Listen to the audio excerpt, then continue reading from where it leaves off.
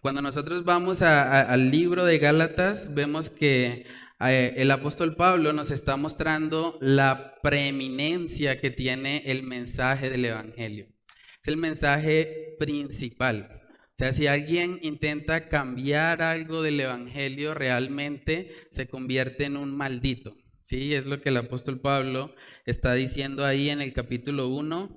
Por eso es tan importante que nosotros entendamos que el evangelio es uno solo, que no hay otro evangelio, que no podemos cambiarlo, que no podemos tratar de adaptarlo a nuestro gusto, sino que simplemente tenemos que aceptarlo como el poder de Dios para salvación.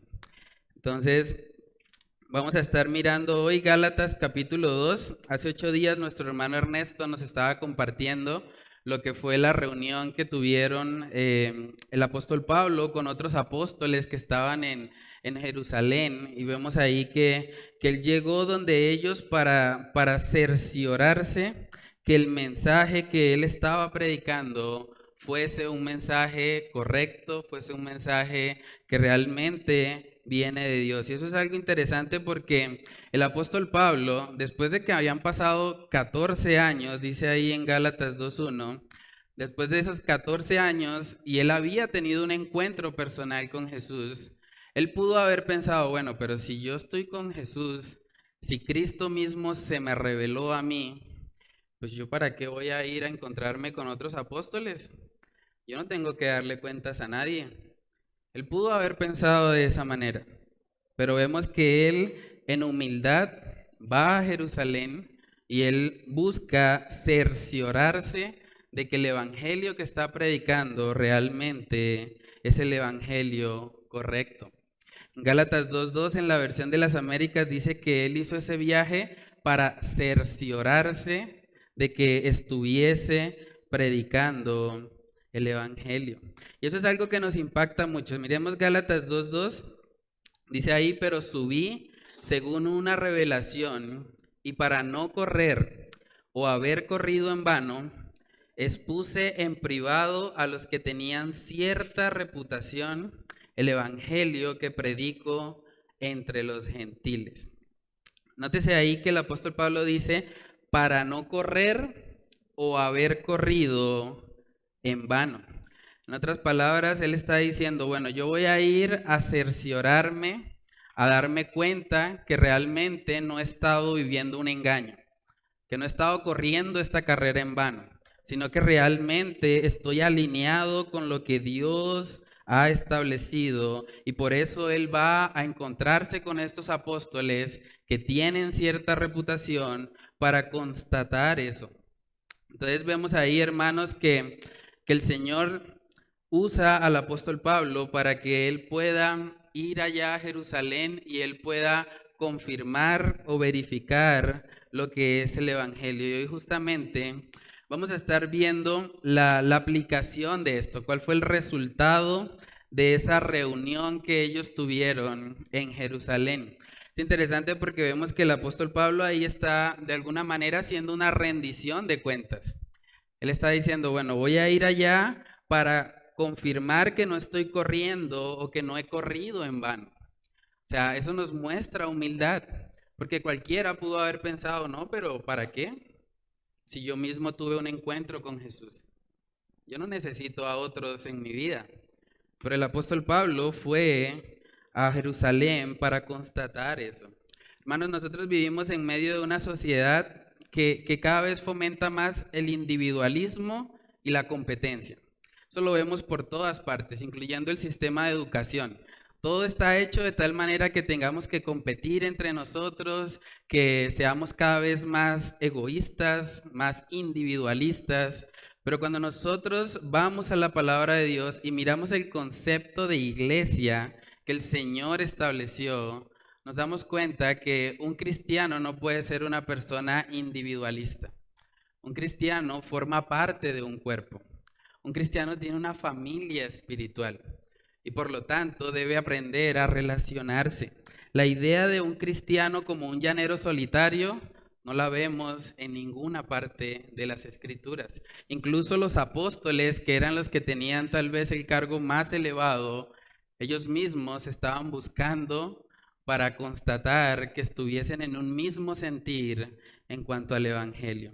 Entonces vamos a estar viendo cuál fue el resultado de esa reunión y cómo el apóstol Pablo fue utilizado por el Señor también para que él, después de esa reunión, también fuese encomendado a predicar el Evangelio a los gentiles. Pero antes de eso vamos a orar y vamos a pedir la dirección del Señor, que sea Él hablándonos en esta mañana. Padre, te damos muchas gracias, Señor, por este tiempo. Gracias por permitirnos estar acá, Señor, por permitirnos abrir tu palabra, Señor, para estudiarla, para aprender de ella. Señor, yo te pido que tú nos ayudes a través de tu Espíritu Santo a comprender la urgencia que hay, Señor, de compartir ese mensaje del Evangelio, Señor. Ese mensaje que el apóstol Pablo nos reta siempre a cuidar, a no tratar de acomodar o de cambiar, sino que cada día, Señor, entendamos que el Evangelio es el poder de Dios para salvación. Que podamos vivir vidas enfocadas en el Evangelio, Señor. Que podamos ser instrumentos tuyos para que más personas escuchen estas buenas nuevas de salvación. Padre, yo te pido que tú hables a nuestros corazones, que tú hagas la obra que yo no puedo hacer, Padre. Que seas tú obrando, Señor, en nuestras mentes, en nuestros corazones, y que este tiempo sea un tiempo de meditación en tu palabra, un tiempo en el que podamos salir de acá edificados, Señor, y que la exposición de tu palabra alumbre nuestros corazones y nos guíe a poner nuestra mirada en Cristo Jesús. Padre, oramos, Señor, estas cosas en el nombre de tu Hijo amado, Jesús. Amén y amén. Bueno, hermanos, entonces ahí en Gálatas 2 vemos lo que fue ese encuentro del apóstol Pablo con los demás discípulos y con los apóstoles, principalmente ahí en Jerusalén.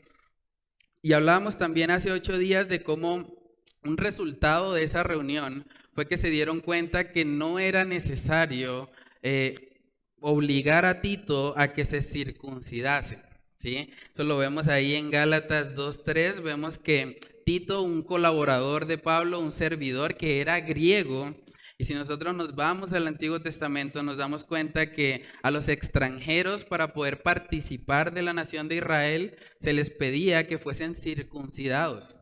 Pero vemos aquí que ellos en el encuentro que tuvieron llegaron a la conclusión de que no era necesario obligar a Tito a que se circuncidase. Eso ya nos muestra cómo la obra de Cristo vino para transformar completamente nuestra vida, para que ya no vivamos bajo la ley, sino más bien que vivamos bajo la gracia. Y vamos a estar hablando más acerca de eso, pero lo que vemos aquí inicialmente en Gálatas 2, verso 6, es que el apóstol Pablo nos muestra nuevamente que su enfoque está en agradar a Dios y no a los hombres.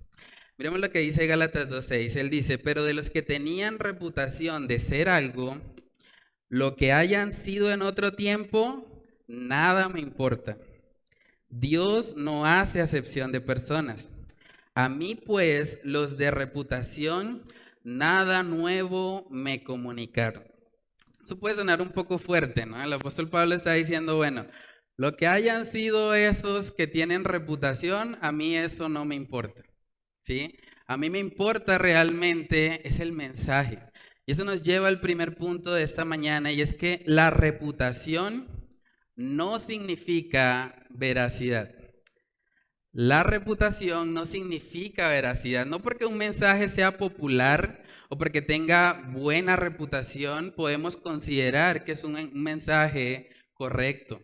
Y debemos tener mucho cuidado con eso porque vemos que hoy en día abundan muchos mensajes. Hay mensajes con muy buena reputación, pero lo que vemos aquí es que el apóstol Pablo dice, bueno, la reputación en sí no importa.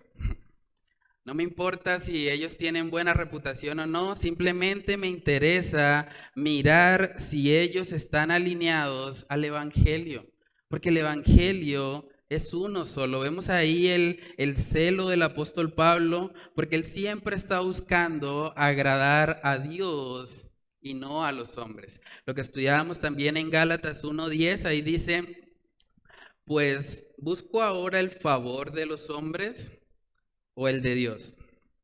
¿O trato de agradar a los hombres? Pues si todavía agradara a los hombres, no sería siervo de Cristo.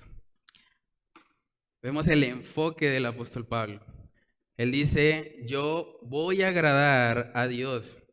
Y si tengo que desagradar a los hombres en el camino, pues lo haré, porque mi prioridad es agradar al Señor. Estas personas a las que el apóstol Pablo sabía que tenían cierta reputación, eran personas que también hacían parte de los apóstoles. Y como apóstoles que eran, ellos tenían mucha reputación porque los apóstoles hacían grandes señales y prodigios. Entonces imagínense el impacto o la reputación que tendrían estos hombres. El apóstol Pablo inició su ministerio años después de que ellos habían arrancado. Entonces, claro, la gente tenía puesta la mirada inicialmente en los primeros apóstoles. Y como el apóstol Pablo él mismo dice más adelante que él fue el último de todos, como un abortivo, claro, la gente probablemente estaba empezando a menospreciar a Pablo. Y estaba diciendo, bueno, Pablo, tú vienes con un mensaje, pero realmente nosotros ya tenemos apóstoles, ya sabemos quiénes son, ya ellos tienen reputación. Bueno, tú estás como empezando. Espera un momento, Pablo. Y vamos a ver que en el contexto, el Señor utilizaba a los apóstoles para hacer grandes señales y prodigios. Eso lo vemos desde que descendió el Espíritu Santo en Pentecostés, en Hechos capítulo 2, en el versículo 43. Miren lo que dice ahí. Y sobrevino temor a toda persona, y muchas maravillas y señales eran hechas ¿por quién? Por los apóstoles. Hasta aquí el apóstol Pablo todavía no había aparecido en escena, ¿cierto? Entonces, claro, estos apóstoles le llevaban cierta ventaja, por eso ellos tenían cierta reputación. Pero vamos a ver que el apóstol Pablo mismo reconoce que no importa la reputación, no importa qué tan famoso sea una persona, qué tan elocuente sea, lo que importa es cuál es el mensaje que está transmitiendo y si realmente está de acuerdo a lo que dice la palabra del Señor. Y vemos ejemplos de eso. Uno de los textos tal vez más terroríficos que vemos en la Biblia está en Mateo capítulo 7. Mateo capítulo 7, porque ahí vemos personas que parece que están autoengañadas, creyendo que están bien con el Señor cuando realmente el Señor ni siquiera les conoce. Vamos a Mateo capítulo 7. Mateo capítulo 7, versículos del 21 al 23. Dice ahí, no todo el que me dice Señor, Señor, entrará en el reino de los cielos, sino el que hace la voluntad de mi Padre que está en los cielos. Y miren la descripción que viene ahora. Dice, muchos me dirán en aquel día, Señor, Señor, ¿no profetizamos en tu nombre? ¿Y en tu nombre echamos fuera demonios? ¿Y en tu nombre hicimos muchos milagros? Y entonces les declararé, nunca os conocí, apartaos de mí, hacedores de maldad. Estas personas tenían reputación. Eran personas que estaban haciendo milagros, que estaban profetizando en su nombre, que estaban echando fuera demonios. Pero la reputación no hace que sean hombres de Dios. Externamente pueden mostrarse así, pero dice la palabra que es por sus frutos que los conoceremos. No hay que mirar los dones externos, las habilidades que una persona tiene, hay que mirar cuáles son sus frutos. ¿Realmente es una persona que refleja a Cristo Jesús? ¿El mensaje que está predicando está acorde a lo que enseñan las Escrituras? Por eso el apóstol Pablo está demostrando ese celo. No es porque él tenga envidia de los apóstoles o porque él quiera generar algún tipo de contienda. Él está estableciendo las prioridades. Él dice, bueno, que ellos tengan reputación de algo, realmente nada me importa. Porque me interesa es el mensaje. ¿Cómo están ellos predicando el evangelio de salvación? Dice la palabra en Primera de Juan capítulo 4.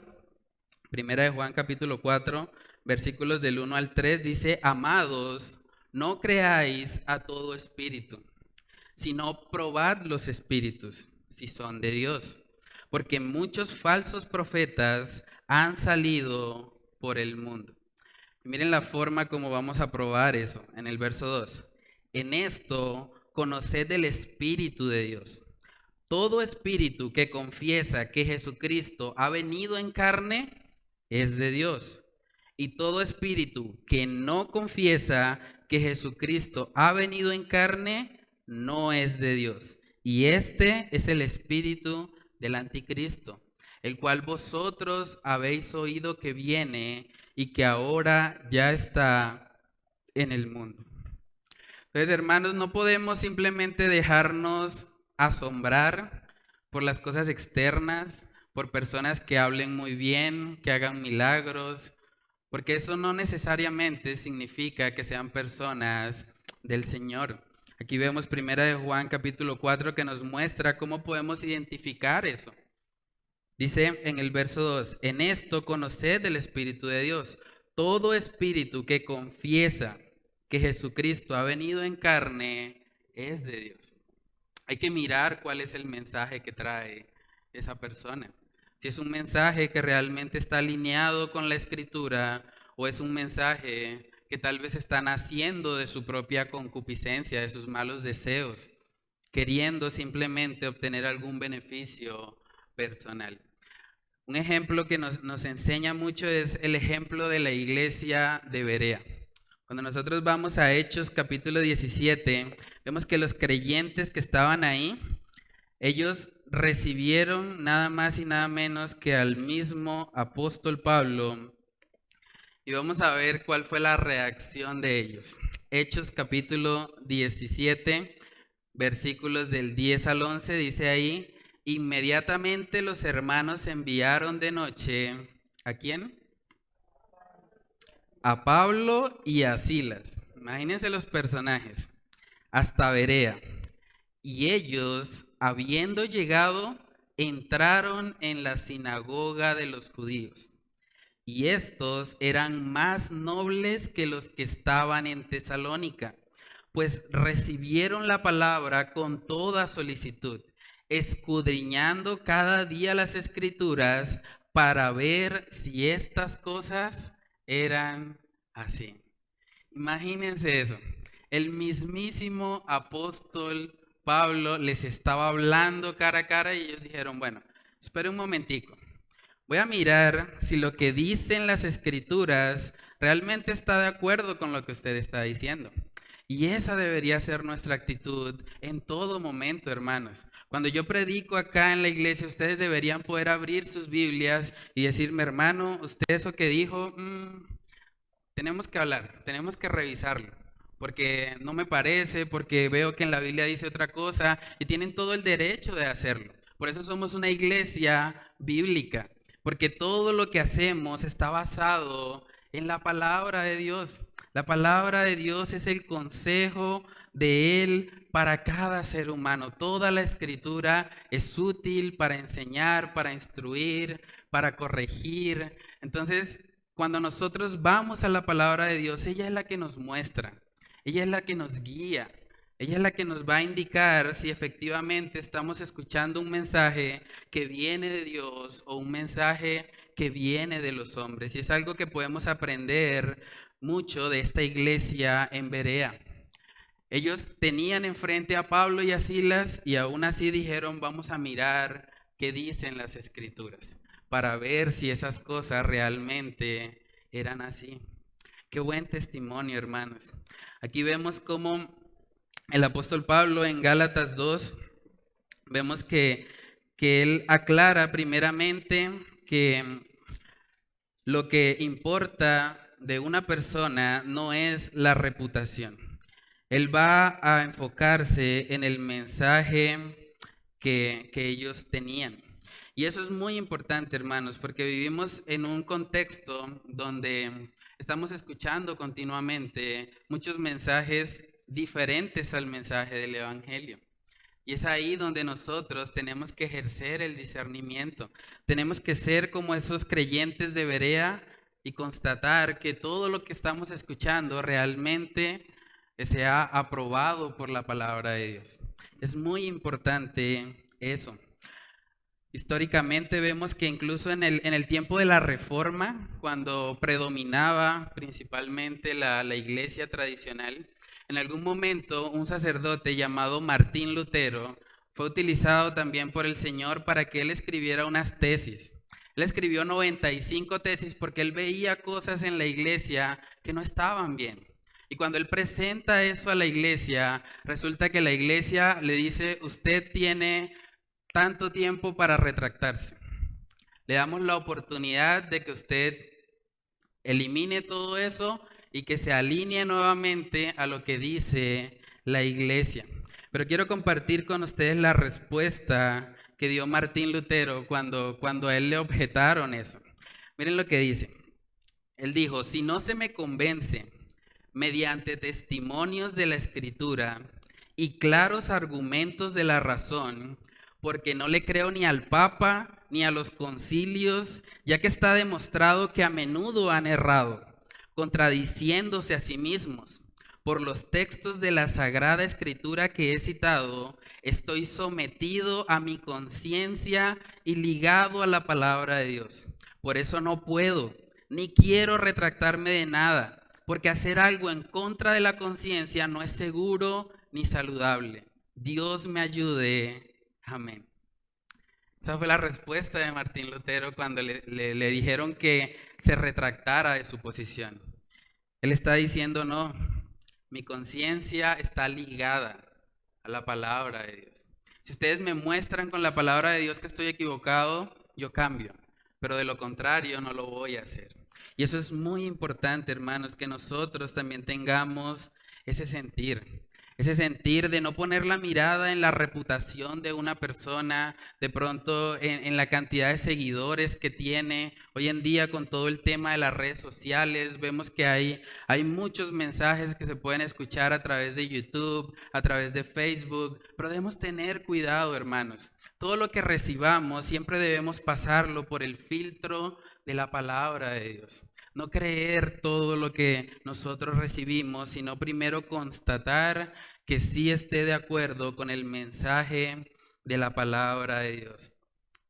Hermanos, el apóstol Pablo tenía claro que su fidelidad iba a estar enfocada solamente en Dios. En Dios, no importa el título que tenga la persona, él estaba enfocado en agradar a Dios. Y eso es lo que vemos ahí en Gálatas 2:6. Él dice, pero de los que tenían reputación de ser algo, lo que hayan sido en otro tiempo, nada me importa. Miren lo que dice después, Dios no hace acepción de personas. A mí pues los de reputación, nada nuevo me comunicaron. Dios no hace acepción de personas. Muchos comentaristas afirman que el apóstol Pablo estaba siendo difamado, estaba siendo deslegitimado en su ministerio. Y como consecuencia de eso, él está un poco frustrado y él les está diciendo, bueno, ustedes me están rechazando a mí tal vez porque soy el último, pero realmente Dios no hace acepción de personas. Dios no me está rechazando a mí. Y vemos en diferentes pasajes que el apóstol Pablo tiene que defender su apostolado, porque fue una de las cosas que más atacaron, porque veían que el apóstol Pablo no había sido parte del grupo original que vio al Señor Jesús, y eso hacía que él tuviera muchos ataques. Vamos a 1 Corintios capítulo 9 para ver un poco acerca de eso. 1 Corintios capítulo 9, versículos del 1 al 2, dice ahí, no soy apóstol, no soy libre, no he visto a Jesús, el Señor nuestro, ¿No sois vosotros mi obra en el Señor? Si para otros no soy apóstol, para vosotros ciertamente lo soy, porque el sello de mi apostolado sois vosotros en el Señor. Vemos que él tiene que defenderse un poco.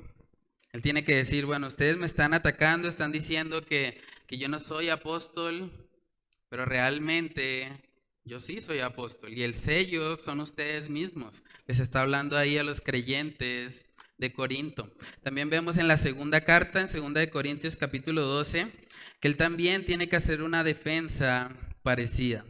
2 Corintios 12, versículos del 11 al 12. Miren lo que dice. Me he hecho un necio al gloriarme. Vosotros me obligasteis a ello. Pues yo debía ser alabado por vosotros, porque en nada he sido menos que aquellos grandes apóstoles, aunque nada soy. Con todo, las señales de apóstol han sido hechas entre vosotros en toda paciencia por señales, prodigios y milagros. El apóstol Pablo les está diciendo, bueno, yo no soy menos que los grandes apóstoles, que los que tienen la reputación. Yo no soy menos que ellos. Con todo, yo también he hecho las señales de apóstol. Yo también he hecho milagros, yo también he hecho prodigios. Entonces no hay razón alguna para deslegitimar lo que el apóstol Pablo estaba haciendo. Vemos en 1 Corintios 15 la razón por la que probablemente el apóstol Pablo recibía continuamente esos descréditos de parte de la gente. Y es que él fue el último.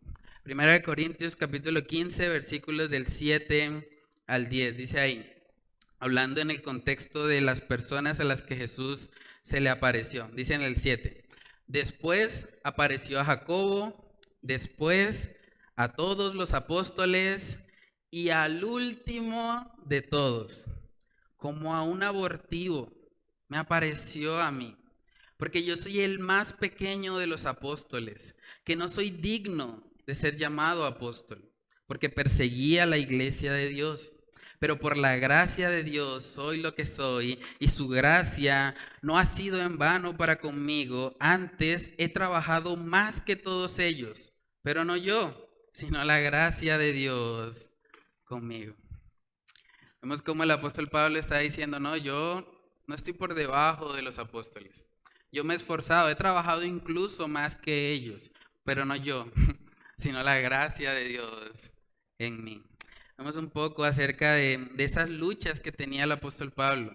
La gente estaba de pronto tratando de desacreditarlo, pero él nos está mostrando aquí en el libro de Gálatas que él estaba en perfecta armonía con el mensaje de los demás apóstoles. Miren lo que dice ahí en el 6, en la parte final. Dice, a mí pues los de reputación nada nuevo me comunicaron. Los meros, los que llevan más tiempo que yo en esto, hablé con ellos y realmente nada nuevo me comunicaron. Estamos en un mismo sentir. Vamos juntos en cuanto al mensaje del Evangelio.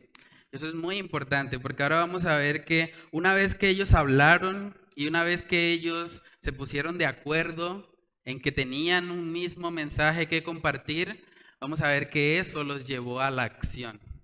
Y eso es algo clave para el estudio de hoy. Dice en Gálatas 2, en el verso 7, antes por el contrario, como vieron que me había sido encomendado el evangelio de la incircuncisión, como a Pedro el de la circuncisión, pues el que actuó en Pedro para el apostolado de la circuncisión, actuó también en mí para con los gentiles. Y reconociendo la gracia que me había sido dada, Jacobo, Cefas y Juan, que eran considerados como columnas, nos dieron a mí y a Bernabé la diestra en señal de compañerismo para que nosotros fuésemos a los gentiles y ellos a la circuncisión. Es interesante eso. Cuando uno va al Café Madrid y uno saluda a una persona con la mano izquierda, le dicen, uy, pero la mala. Inmediatamente, esa es la reacción de ellos. Pero ¿cuál le dieron ellos acá? La diestra, la buena. Le dijeron, Pablo, te llevamos en la buena. Estamos en un mismo sentir. Vamos juntos en esto. Hermanos, lo segundo que podemos aprender en este pasaje es que el Evangelio demanda acción. El Evangelio demanda acción. Estudiar este libro de Gálatas debe transformar nuestro corazón de tal manera que sintamos la misma carga que tenía el apóstol Pablo en predicar el Evangelio.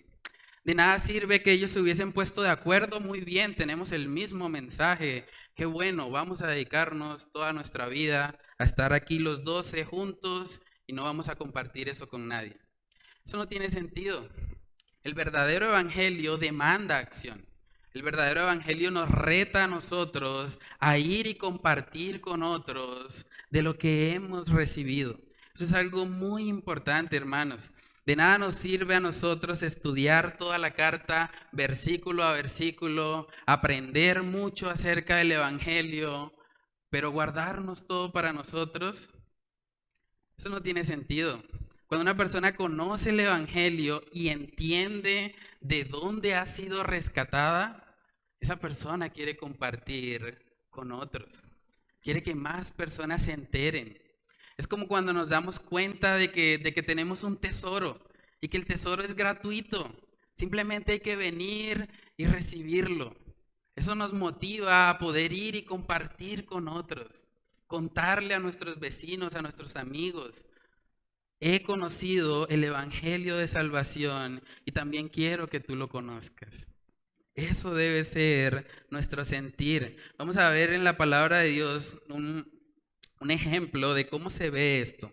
Vamos a Juan capítulo 4, vamos a ver ahí el ejemplo de esta mujer samaritana. Ahí vemos que Jesús tiene un encuentro con una mujer que se acerca a un pozo para sacar agua. Ella tenía sed. Pero vamos a ver que una vez que ella tiene un encuentro con Jesús y una vez que ella le reconoce a Él, sus prioridades cambian totalmente. Vamos a Juan capítulo 4. Juan capítulo 4, miren lo que dice en el verso 28. Después de ella haberse encontrado con Jesús, viene el verso 28, dice, entonces la mujer dejó su cántaro y fue a la ciudad y dijo a los hombres, venid, ved a un hombre que me ha dicho todo cuanto he hecho. ¿No será este el Cristo? Entonces salieron de la ciudad y vinieron a él. Es curioso porque cuando miramos el pasaje completo vemos que la mujer samaritana llegó en busca de agua. Pero ¿qué fue lo primero que ella dejó en el verso 28? El cántaro. Sus prioridades habían cambiado. Ella está diciendo, bueno, ya no me interesa el agua física, he encontrado algo mejor. He encontrado un agua que realmente puede saciar mi sed. Y cuando yo entiendo eso, realmente el agua física pasa a un segundo plano. Ella dice, bueno, yo voy a ir y voy a compartir con otros. Porque ahora mi prioridad es que más personas puedan conocer esto tan grande que yo he conocido. Y así debe ser en nuestra vida, hermanos. No debemos permitir que los cántaros, que las cosas de este mundo, las cosas que de pronto nos preocupan y nos afanan, nos impidan poder ir y compartir la buena nueva de salvación. Aquí la mujer samaritana nos da ejemplo de eso. Fue el primer encuentro que ella tuvo con Jesús y ella dijo, bueno, esto queda a un lado porque ahorita la prioridad es ir y contarle a otros el evangelio. Y vemos ahí más adelante que efectivamente muchas personas, muchos samaritanos llegaron a Cristo por la predicación de esta mujer. Miren lo que dice en el verso 39. Y muchos de los samaritanos de aquella ciudad creyeron en él por la palabra de la mujer, que daba testimonio diciendo, me dijo todo lo que he hecho. Entonces vinieron los samaritanos a él y le rogaron que se quedase con ellos y se quedó allí 2 días. ¿Y creyeron cuántos? Muchos más por la palabra de él. Y decían a la mujer, ya no creemos solamente por tu dicho, porque nosotros mismos hemos oído y sabemos que verdaderamente este es el Salvador del mundo, el Cristo. Hermanos, así debe ser nuestra vida evangelística. Hemos recibido el Evangelio y ahora debemos ir y dar a otros. Dar de eso que hemos recibido por gracia. Eso debe estar en nuestro corazón. Preguntémonos, ¿qué cosas son prioridad en nuestra vida? ¿Será que nuestra prioridad es el cántaro, las cosas físicas, las cosas materiales, las cosas de este mundo? ¿O nuestra prioridad es ir y contar a otros? Es ser instrumentos para que más personas puedan experimentar la salvación. Dice en 1 Corintios capítulo 9, este es un texto precioso, ya lo hemos leído antes, pero realmente nos recuerda cómo debería ser nuestra relación con el Evangelio. Dice 1 Corintios 9, en el versículo 16, pues si anuncio el Evangelio, no tengo por qué gloriarme, porque me es impuesta necesidad. Y ay de mí si no anunciare el Evangelio. Hermanos, nosotros diríamos que predicar el Evangelio es una necesidad en nuestra vida. Yo he escuchado a gente decir, bueno, una necesidad en mi vida es la comida, o una necesidad en mi vida es pagar el arriendo, o una necesidad en mi vida es pagar los servicios, cumplir con X o Y responsabilidad. Pero no he escuchado a una persona diferente al apóstol Pablo decir, predicar el Evangelio me es impuesta necesidad. Realmente necesito hacerlo. Así como necesito la comida, así como necesito tantas cosas, me es impuesta necesidad ir y compartir con otros. Contarles de eso que yo he recibido en Cristo Jesús. Hermanos, ese debe ser el sentir de nuestros corazones respecto al Evangelio. Es más, si nosotros descubriéramos hoy una cura que fuese 100% efectiva contra el COVID-19, ¿qué haríamos? Si tuviéramos la cura en nuestras manos y podemos ir y acabar de una vez con toda esta pandemia, que todos ya nos quitemos los tapabocas, si tuviéramos ese acceso, ¿qué haríamos con esa información? Automáticamente la compartiríamos, ¿cierto? Buscaríamos una persona a quien contarle, a quien decirle, hablaríamos con las autoridades. Ya tengo la cura a este problema, ya puedo solucionar todo. Ahora, si nosotros hacemos eso por algo temporal, ¿cuánto más no deberíamos sentir esa carga por algo que tiene consecuencias eternas? Porque el pecado tiene consecuencias eternas, hermanos. A veces nosotros le damos más trascendencia a los problemas terrenales, a los problemas efímeros, pero no nos damos cuenta que el problema del pecado trae consecuencias eternas. Y eso de verdad debería motivarnos a nosotros a compartir el Evangelio.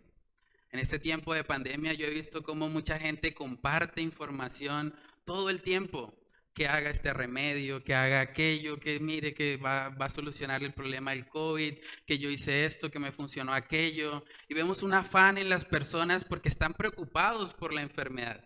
Y no digo que eso esté mal, pero cuando nosotros miramos la palabra de Dios y vemos que hay un problema que tiene consecuencias eternas, consecuencias que no terminan con la muerte, eso realmente debería motivarnos a compartir el Evangelio con otros, a hacer esos instrumentos para que más personas puedan ser salvas.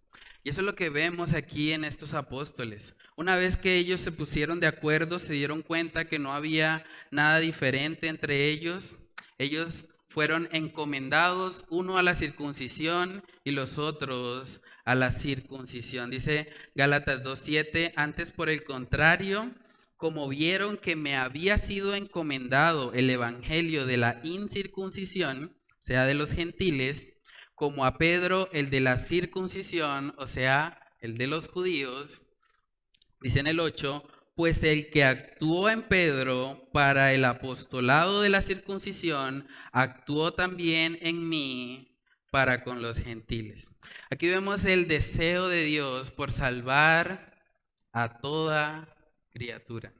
Dice Romanos capítulo 1, ahí vemos también una frase muy impactante, Romanos capítulo 1 en el verso 16. Porque no me avergüenzo del evangelio, porque es poder de Dios para salvación a todo aquel que cree, al judío primeramente y también al griego. Porque en el evangelio la justicia de Dios se revela por fe y para fe, como está escrito, mas el justo por la fe vivirá. Para judíos, para griegos, el evangelio es poder de Dios para salvación. Por eso ellos dijeron, bueno, vamos a enfocarnos, bueno, apóstol Pablo, usted se dedica a los gentiles y Pedro continúa ahí con los judíos, con los de la circuncisión, porque este mundo realmente necesita escuchar este mensaje. Es urgente, hermanos. Yo creo que no somos a veces conscientes de la realidad que este mensaje tiene. Realmente predicar el evangelio es una cuestión de vida o muerte. No sabemos en qué momento van a partir nuestros vecinos, nuestros familiares, las personas a quienes amamos, pero sí sabemos que si parten sin el Señor, si parten sin reconocer a Cristo, les espera una eternidad completamente separados de la presencia de Dios. Dice la palabra en Romanos capítulo 10, verso 13, porque todo aquel que invocar el nombre del Señor será salvo. Miren lo que dice el 14, ¿cómo pues invocarán a aquel en el cual no han creído? ¿Y cómo creerán en aquel de quien no han oído? ¿Y cómo irán sin haber quien les predique? ¿Y cómo predicarán si no fueren enviados? Como está escrito, cuán hermosos son los pies de los que anuncian la paz, de los que anuncian buenas nuevas. Podemos decir ahí, ¿cómo pues invocarán aquel en el cual no han creído? ¿Y cómo creerán en aquel de quien no han oído? ¿Y cómo irán sin haber quien les predique? ¿Y cómo predicarán si no fueren enviados? ¿Cómo van a escuchar las personas el evangelio si no somos esos instrumentos para que ellos lo escuchen? ¿Cómo van a conocer las personas aquí en el barrio la salvación? ¿Cómo van a conocer las personas de San Alonso, las personas del sector de la universidad, las personas de Alarcón, las personas de la Aurora, de todos los barrios aquí alrededor? ¿Cómo van a conocerlo? Tenemos que ir, tenemos que predicar. Cuán hermosos son los pies de los que anuncian la paz, de los que anuncian buenas nuevas. Hermanos, físicamente hablando, por lo menos yo tengo pies feos, pero cuando nosotros predicamos la palabra, dice la palabra que ahora nuestros pies vienen a ser hermosos, porque el mensaje que estamos transmitiendo anuncia la paz. Le dice a otras personas cómo pueden reconciliarse con Dios. Es interesante que ahí en el libro de Gálatas el apóstol Pablo hace una aclaración muy importante en el verso 8. Él dice, pues el que actuó en Pedro para el apostolado de la circuncisión, actuó también en mí para con los gentiles. En otras palabras está diciendo, el Dios de Pedro no es diferente a mi Dios. El Dios que obró en la vida de Pedro también está obrando en mi vida. Dios no hace acepción de personas. Dios no tiene favoritos. Realmente es el mismo Dios obrando en cada uno de nosotros y enviándonos con propósitos o con objetivos diferentes. Uno iba para la circuncisión y otro iba para la incircuncisión. Hermanos, nosotros a la luz de la palabra vemos que el Dios que actúa en Pedro y el Dios que actúa en Pablo también actúa en la vida de nosotros. Actúa en nuestros corazones. Vamos a ver eso en Efesios capítulo 3. Efesios capítulo 3 en el versículo 20 dice, y aquel que es poderoso para hacer todas las cosas, mucho más abundante de lo que pedimos o entendemos, según el poder que actúa en nosotros, a Él sea gloria en la iglesia, en Cristo Jesús, por todas las edades, por los siglos de los siglos. Amén. Hermanos, el mismo Dios que actuó en el apóstol Pablo y en el apóstol Pedro y en todos los apóstoles que estuvieron haciendo milagros, que estuvieron predicando el evangelio y que alcanzaron prácticamente al mundo con ese mensaje, está también en nosotros. Por lo tanto, nosotros podemos ser esos instrumentos para que más personas le conozcan al Señor. Es curioso, hay un texto que me gusta mucho en el libro de Jeremías. Vamos a mirarlo. Jeremías capítulo 20. Vemos ahí que por un momento Jeremías estaba desanimado. Realmente el ministerio de Jeremías en términos de almas, en términos de personas, pues fue bastante infructuoso. Pero vamos a ver que en un momento donde él estaba desanimado y él estaba ya diciendo, bueno, Señor, yo no voy a predicar más, vamos a ver cómo Dios le recordó quién era el que estaba con él. Jeremías capítulo 20, desde el versículo 7 dice, me sedujiste, oh Jehová, y fui seducido. Más fuerte fuiste que yo, y me venciste. Cada día he sido escarnecido. Cada cual se burla de mí. Porque cuantas veces hablo, doy voces, grito violencia y destrucción, porque la palabra de Jehová me ha sido para afrenta y escarnio cada día. Miren lo que dijo Jeremías en medio de su desánimo, verso 9. Y dije, no me acordaré más de él, ni hablaré más en su nombre. No obstante, había en mi corazón como un fuego ardiente metido en mis huesos. Traté de sufrirlo y no pude, porque oí la murmuración de muchos, temor de todas partes, denunciémosle. Todos mis amigos miraban si claudicaría. Quizás se engañará, decían, y prevaleceremos contra él, y tomaremos de él nuestra venganza. Miren lo que dice en el verso 11, más Jehová está conmigo como poderoso gigante. Por tanto, los que me persiguen tropezarán y no prevalecerán. Serán avergonzados en gran manera, porque no prosperarán, tendrán perpetua confusión que jamás será olvidada. Mientras él estaba desanimado porque lo estaban escarneciendo, estaban hablando mal en contra de él, querían incluso apresarle. Vemos ahí como él dice, cuando yo decidí que no iba a hablar más, en ese momento había como un fuego ardiente metido en mis huesos. En otras palabras, él está diciendo, yo no podía callarme. No importa que la situación fuese pésima, que no tuviese convertidos, que no tuviese personas, yo no podía quedarme callado. Yo tenía que compartir eso, era como un fuego en mis huesos, está diciendo Jeremías. Imagínense eso. Así debería ser, hermanos, la pasión en nuestros corazones por predicar la palabra, porque otras personas vengan a Cristo. Dice la palabra también en 2 de Timoteo capítulo 1, 2 de Timoteo capítulo 1 en el versículo 7, dice, porque no nos ha dado Dios espíritu de cobardía, sino de poder, de amor y de dominio propio. Él no nos ha dado espíritu de cobardía, hermanos. Tenemos a Dios de nuestro lado. El evangelio es poder de Dios. No es poder de seres humanos, es poder de Él.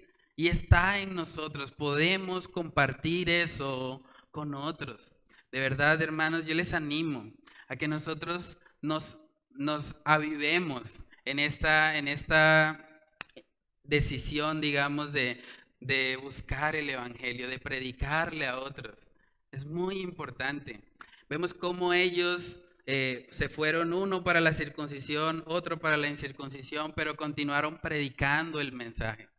Y de eso se trata. No se trata de llenar cabezas, de aprender y de guardar todo para nosotros, sino de poder ir y compartir con otros. De verdad yo les animo, yo les reto esta semana, busquen una persona, una sola, acérquensele y compártanle el evangelio, compártanle de lo que ustedes han recibido en Cristo Jesús. No permitamos que de pronto los afanes de este mundo, las cosas que a veces vienen a distraernos, nos impidan poder cumplir con esa gran comisión que todos tenemos de ir y llevar a otros ese mensaje de salvación.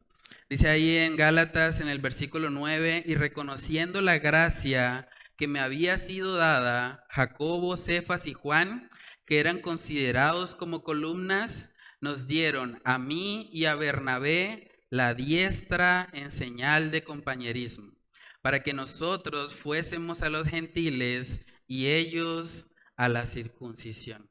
Pero miren lo que termina diciendo ahora, o lo que le terminan diciendo los apóstoles al apóstol Pablo. Dice en el verso 10, solamente nos pidieron que nos acordásemos de los pobres, lo cual también procuré con diligencia hacer. Eso es algo un poco extraño, ¿no? Porque él está diciendo, bueno, ustedes van a ir, Pablo, Bernabé, Tito, ustedes se van a encargar de los gentiles, nosotros seguimos trabajando con los judíos, pero de repente les dice, no, pues solamente quiero pedirles que se acuerden de los pobres. Acuérdense de los que están pasando por necesidad. Hermanos, nosotros vivimos en una parte del mundo en la que realmente tenemos muchas comodidades. Hay lugares en el mundo donde están experimentando verdadera pobreza. Y a veces nosotros, las personas que vivimos de este lado del mundo, que tenemos tantas comodidades, realmente no nos acordamos de los pobres. Estamos casi siempre enfocados en nosotros mismos, en cómo estar más cómodos en medio de nuestra comodidad. Pero vemos, hermanos, que realmente en el mundo hay mucha pobreza. Aquí tengo un dato del Programa de Naciones Unidas para el Desarrollo. Se estima que hay 2.800 millones de personas, cerca de la tercera parte de la población mundial, que viven con menos de $2 por día. ¿Qué quiere decir eso? Con menos de 7,000 pesos. Viven con menos de eso al día. Imagínense. Nosotros nos quejamos por el salario mínimo. Realmente hay mucha necesidad. Nosotros a veces de este lado del mundo, como tenemos tantas comodidades, a veces nos olvidamos de los que sí están pasando por situaciones críticas. Hermanos, y cuando nosotros nos vamos a la palabra de Dios, vemos que el corazón de Dios está también con las personas necesitadas. Miremos lo que dice Salmo 68, este es un texto muy hermoso, Salmo 68. Nos muestra un poco acerca del corazón de Dios hacia los más necesitados. Dice Salmo 68:5, Padre de huérfanos y defensor de viudas es Dios en su santa morada. Padre de huérfanos y defensor de viudas. Nosotros vivimos en un contexto donde los huérfanos y las viudas pueden recibir algún tipo de ayuda. Pero en ese contexto, ellos no tenían nada. Un huérfano simplemente quedaba a la deriva. Una viuda que perdía a su esposo no tenía cómo trabajar, cómo proveer para su hogar. Y vemos que el Señor se presenta como padre de huérfanos y defensor de viudas.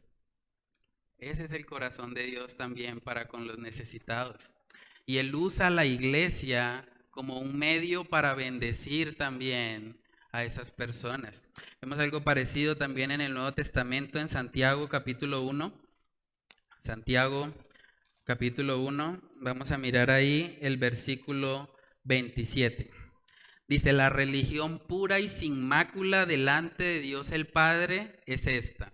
¿Visitar a quién? A los huérfanos y a las viudas en sus tribulaciones, y guardarse sin mancha del mundo. Hermanos, vemos que el corazón de Dios también está ahí, con los necesitados, y nosotros debemos acordarnos de ellos. Eso es lo que los apóstoles le están diciendo a Pablo. Le están diciendo, bueno, estamos de acuerdo, tenemos un mismo mensaje, solamente te pido que te acuerdes de los pobres. Acuérdate de los que están pasando necesidad. Hermanos, el Señor nos ha regalado a nosotros un ministerio donde nosotros podemos ir y acordarnos de los pobres. Y no porque necesariamente sean pobres de estrato económico, sino porque realmente vemos que hay también mucha pobreza en conocimiento de la palabra y principalmente en la salvación. Les estoy hablando acerca del ministerio del Café Madrid.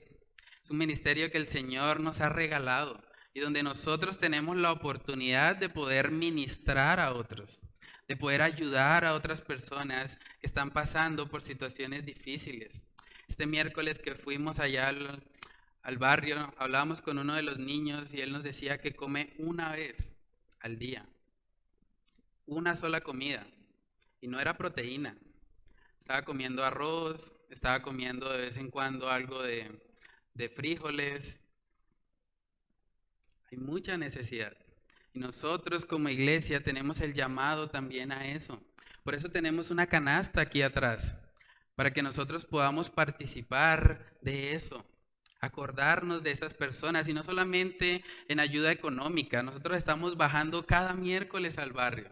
Si usted no tiene los recursos de pronto para dar un aporte económico, usted puede destinar una tarde, ir y visitarlos, conocer cómo viven ellos. Es una realidad. Hay mucha pobreza en el barrio y nosotros estamos llamados por parte del Señor a acordarnos también de ellos, a hacer esos instrumentos para que ellos también puedan ver el amor de Dios a través de nosotros. De verdad yo les animo, ¿qué tal si tú decides apartar un día al mes? Simplemente eso, un día al mes para ir y participar de la obra en el Café Madrid. Mirar qué están haciendo, cómo viven esos niños, qué necesidades tienen, preguntarles. Hay muchos niños que de verdad necesitan eso, no solamente la ayuda física, la ayuda material o la ayuda física, ¿sí? Sino de verdad alguien que les escuche, alguien que vaya y pase tiempo con ellos, alguien que les hable acerca de Dios. Es muy importante, hermanos. Aquí vemos que los apóstoles le están recordando eso al apóstol Pablo. Le están diciendo, solamente nos pidieron, está hablando Pablo, solamente nos pidieron que nos acordásemos de los pobres, lo cual también procuré con diligencia hacer. El mejor ejemplo de esto lo vemos en la persona de nuestro Señor Jesucristo. Voy a leer un pasaje, este es el último que leo, 2 Corintios capítulo 8. Este es un pasaje que muchas personas han torcido para tratar de decir que la voluntad de Dios es hacernos ricos. Pero vamos a ver que cuando miramos el pasaje en su contexto, nos damos cuenta que el Señor está hablando no de riqueza material, Él está hablando de verdadera riqueza. Dice 2 Corintios 8:9, porque ya conocéis la gracia de nuestro Señor Jesucristo, que por amor a vosotros se hizo pobre, siendo rico, para que vosotros con su pobreza fueseis enriquecidos. ¿Sí? Y hay mucha gente que ha dicho, sí, entonces Cristo murió en la cruz para hacernos ricos. Pero realmente eso no está hablando de riqueza material. Cristo era rico, ¿en qué sentido? Él es el dueño de todo. Todo subsiste por Él. Y Él vino y se hizo pobre. Él dejó esa perfección que tenía en el cielo para venir y ocupar el lugar de pecadores como nosotros. Él se entregó en nuestro lugar de tal manera que ahora nosotros, los pobres, los que realmente estábamos en bancarrota espiritual, ahora pudiésemos experimentar riquezas verdaderas, riquezas celestiales, donde el orín y la polilla no corrompen. De eso es lo que está hablando este pasaje. Y vemos cómo Jesús hizo eso por amor a nosotros. Ahora, ¿cuánto más nosotros recibiendo eso, no deberíamos también hacer lo mismo? ¿No deberíamos ir a los pobres espirituales y ir y predicarles el evangelio para que también ellos puedan ser salvos, para que también ellos puedan venir a Cristo en arrepentimiento y fe? Hermanos, de verdad que ver el, el encuentro que el apóstol Pablo tuvo con estos otros apóstoles y ver cómo estuvieron completamente de acuerdo en términos del evangelio, pero hubo esa petición especial, de verdad debe alentarnos a nosotros a ir, predicar a otros, ser esos instrumentos, acordarnos de los pobres, no solamente de los pobres materialmente hablando o económicamente hablando, sino acordarnos de aquellos que están en necesidad de salvación.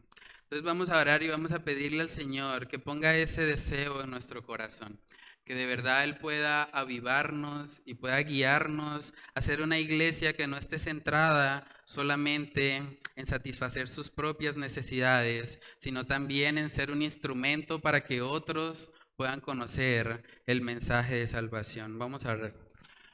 Padre, te damos muchas gracias, Señor, por esta tu palabra. Gracias por mostrarnos, Señor, que el Evangelio demanda de nosotros acción.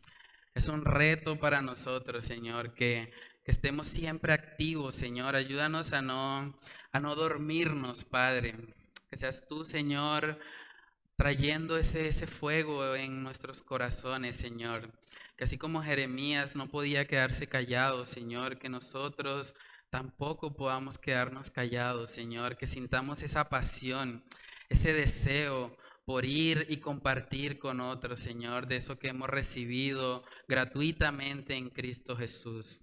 Yo te pido, Señor, que tú obres en nuestros corazones. Tú eres el único que puede convencernos, Señor, de esa necesidad de ir y predicar a otros el mensaje de salvación. Padre, ayúdanos a tener ese mismo sentido de urgencia que tenía el apóstol Pablo por ir y predicar, Señor, que podamos decir al igual que él, ay de mí si no predico el evangelio.